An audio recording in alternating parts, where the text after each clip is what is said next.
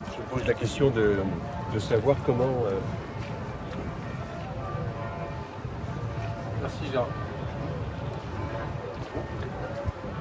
Je me pose la question de savoir comment on reconnaît un Rome. Pour moi, Darius,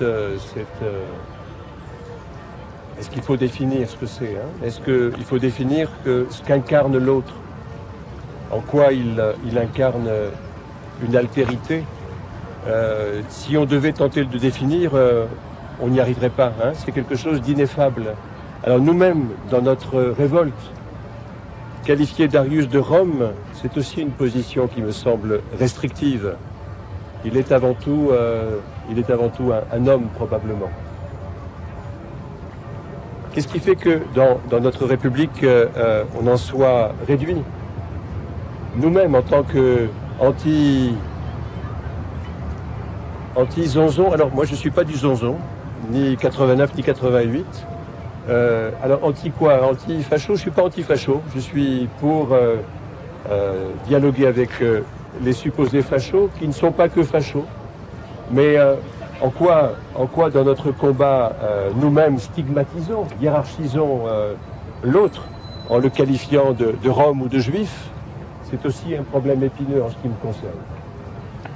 En quoi le fait de nommer l'autre, comme Sartre l'aurait fait pour les Juifs, n'est pas aussi, dans notre propre combat, une manière de mimer le bourreau à chaque fois, comme si à chaque fois c'était le bourreau qui dictait notre conduite, dans notre révolte et notre combat aussi, hein.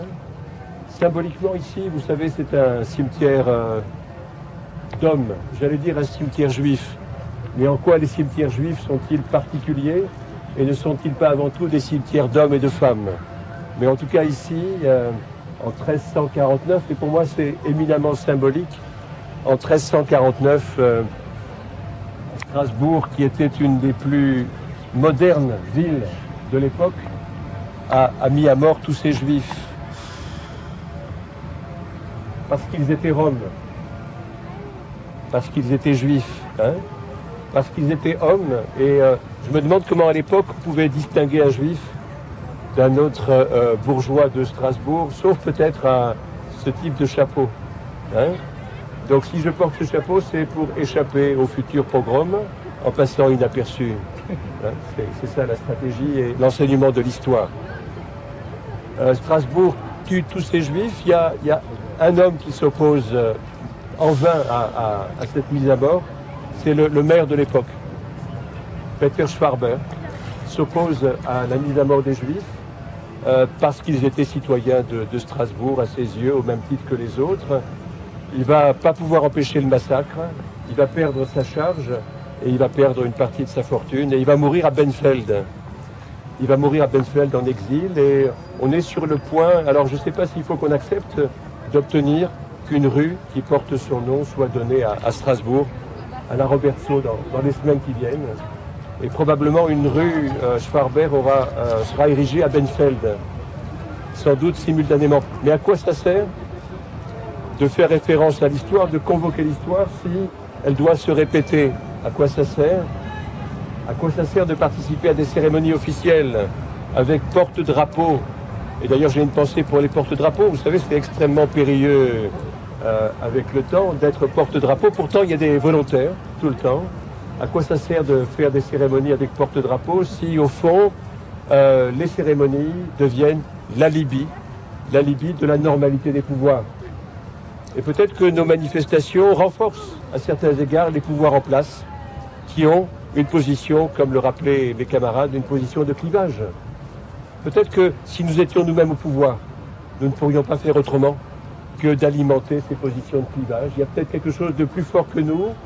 En tant que juif, évidemment, c'est Dieu. Mes chers frères et mes chères sœurs, non, je déconne.